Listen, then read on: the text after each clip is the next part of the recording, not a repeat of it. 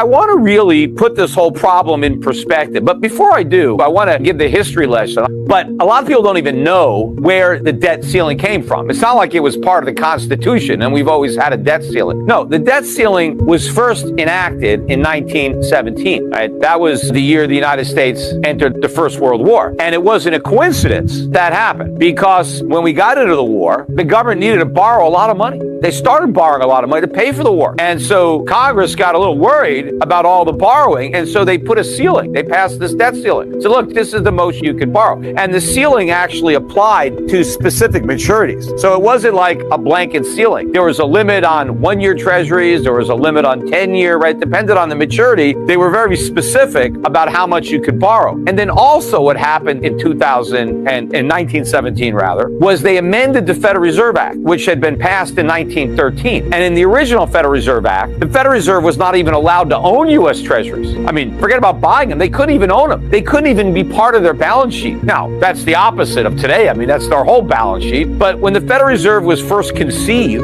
and Congress agreed to pass the Federal Reserve Act, it was with the stipulation that the Federal Reserve that they were creating would never own U.S. treasuries. Because if they had proposed the Federal Reserve from the beginning and said, hey, it's going to buy U.S. treasuries, they never would have passed the act. The only way they can get it through was to put it through where they couldn't buy treasuries. But that is an example of the camel's nose under the tent. You never want to let the nose under the tent, because before you know it, you got this big stinking camel in the tent. And that's what happened with the Federal Reserve. That same thing happened with the income tax, right? That started as a soak to rich tax on the Rockefellers, the Vanderbilts, and the Carnegies. And now all of a sudden, middle-class Americans are paying a tax that was for the billionaires, right? But so the Federal Reserve, they got this thing passed by saying it's not going to buy any U.S. government bonds. No, don't worry about that. It's not going to be an engine for debt and inflation. It's not going to help the government finance its deficits. It's going to be an independent central bank. Well, the minute World War I rolls around, all of a sudden, the government needs money. Now, of course, we never should have got into World War I, and that's a whole new podcast. And in fact, had we not gotten into World War I, we probably wouldn't have had a World War II. So, and I don't have time to really go down that rabbit hole, but we go into World War I, and Congress needs money. And they got this Federal Reserve that they just started a few years ago, and it's like, aha, great, we'll borrow from the Federal Reserve. Oh, we can't. Oh, we got to amend the Federal Reserve Act so we can borrow from the Fed, so the Fed can buy treasuries. And now, because it's a war, congressmen were willing to vote for something that a few years earlier in peacetime, they never would have voted for. See, that's what happens. When there's a war, the government uses that crisis to usurp power because they appeal to patriotism and to people's desire for safety. That's why we really lost World War I, as far as I'm concerned. We lose every war, because in every war, we lose economic freedom. Talking about the income tax, the withholding tax didn't start until World War II. In 1942, they passed the victory tax. And in the victory tax, there was a 5% extra income tax, right? Extra tax to win the war. Now, at least back then, when we had a war, the government acknowledged that we had to pay for it. And they raised taxes on everybody to pay for the war.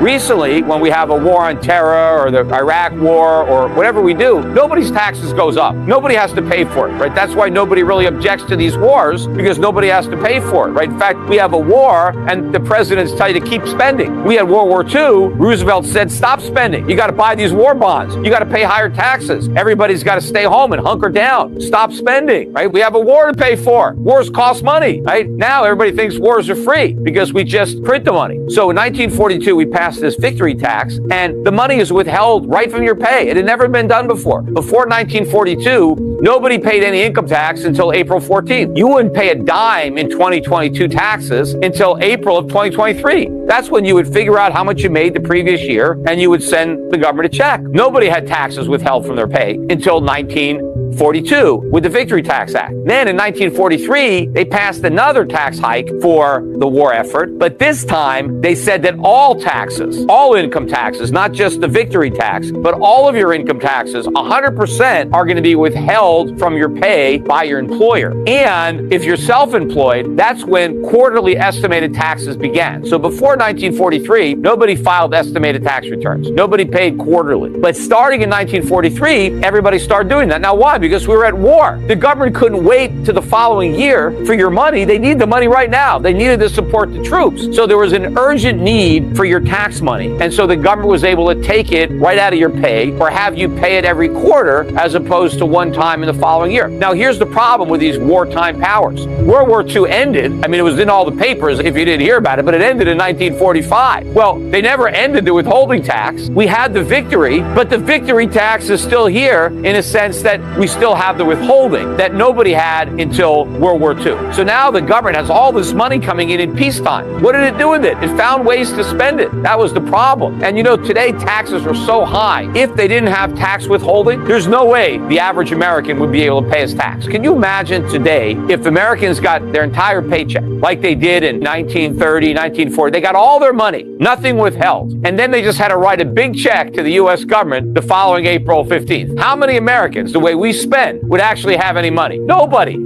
So the only way they can get away with collecting a tax that's so high is because of withholding. And the only reason we have withholding is because we had World War II. You know, so if you think we need tax withholding, then you got to think we needed World War II. Because without World War II, we wouldn't have had it. But anyway, I've been digressing a couple of times, but I want to get back to the point that I've actually started to try to make about the debt ceiling. So they amended the Federal Reserve Act so that the Federal Reserve could own treasuries, right? It doesn't buy them direct from the Treasury. It buys them in the open market, which is almost the same thing, except some Wall Street banks get to make some money because they get a commission on all the treasuries that go from the U.S. Treasury to Wall Street, and then they get flipped to the Federal Reserve, right? So it's a cozy little relationship. It's nice business if you can get it. You know, I've never been able to get those orders myself, you know, being in the brokerage business because I'm not in that club. But that enabled the government to run up all these debts. But also part of the reason I think that Congress wanted the debt ceiling limit, not only was it a war, but a lot of them realized that the Fed was going to be buying these bonds, and they were worried that relationship where the Fed can now buy treasuries would encourage the Treasury to go deeper into debt, knowing that if the Fed was going to be able to buy the bonds. And so we had a debt ceiling. And the first debt ceiling, I think, was like $5 billion. That was all it was. And they quickly raised it. They raised the debt ceiling again. So it was the Liberty Bond Act where they initially had the debt ceiling in 1917. And then later that year, they had the second Liberty Bond Act, which increased the debt ceiling within the same year. And then in 1939, right, this is on the eve of World War II, which we didn't officially enter until 1941, but it began in 1939. It was kind of obvious that we were heading in that direction. That's when they changed the debt ceiling. Instead of having limits on individual maturities, it was just one overall limit on the debt, which is what we have today. But that's been going on since 1939. But now, because we've raised the debt ceiling every time we've neared it or we've suspended it, which was something that started more recently. You know, they didn't even have the guts to raise it, so they suspended it, right? Because people, you know, sometimes at the polls, your opponent might use your vote to raise the debt ceiling against you. And so nobody even wanted to raise it, so they just suspended it, so they couldn't be accused of raising it. But because we did this so many times, we have $32 trillion of debt, and it's going to keep on growing. I don't care about these Republicans who claim that they don't want to raise the debt ceiling. I mean, it's all politics. They had a chance. I criticized them. The Republicans voted 3 times under Trump to raise the debt ceiling, even when they had both houses of Congress. They had an opportunity not to raise the debt ceiling, but they didn't. They raised it. What did they do when they had the House and the Senate? They increased government spending, and that is what's driving the debt, is the spending. The Republicans increased welfare spending, and they increased warfare spending, and they raised the debt to pay for it. So who are they kidding? They don't want to do anything about the debt. When push comes to shove, the debt ceiling is going to get raised.